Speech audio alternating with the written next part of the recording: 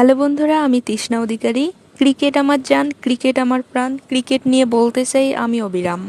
বাংলাদেশ এবং শ্রীলঙ্কার মধ্যকার দ্বিতীয় টেস্টের চতুর্থ দিনের শেষ বিকালে খেলাটা একটু রোমাঞ্চকর ছিল, কেননা অনেকেই ধারণা করছিল যে সব উইকেটে পড়ে যায় কিনা বাংলাদেশের, কিন্তু বাংলাদেশ এখনো পর্যন্ত 3টা উইকেট বাঁচিয়ে রেখেছে এবং পঞ্চম দিন পর্যন্ত খেলাটা গড়াবে, এটাই প্রাপ্তির। তাছাড়া বাংলাদেশ ভালো পার্টনারশিপ করতে পারে নাই, এখনো পর্যন্ত তাদের ইনিংসে 100 রানের পার্টনারশিপ দেখা যায়নি।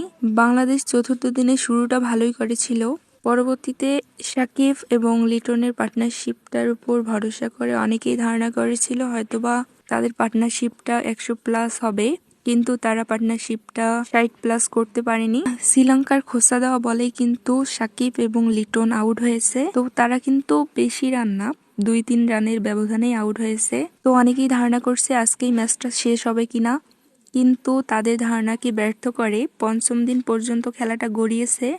বাংলাদেশ সাধারণত এরকম ম্যাচ দেখা যায় না যে পঞ্চম দিন পর্যন্ত যায়, তো এটাই একটু প্রাপ্তির বিষয়। তাছাড়া এখানে কিছুই প্রাপ্তি নেই।